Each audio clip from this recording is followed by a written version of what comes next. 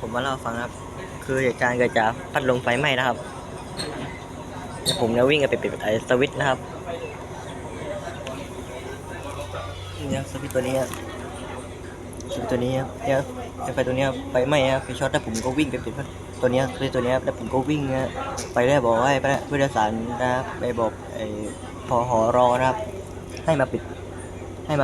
การปิดตู้ไฟนะครับ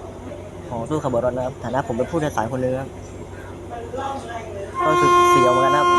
วันนี้มีลูกเสือมาด้วยครับดีไม่เกิดขึ้นกับพวกลูกเสือเขานะครับ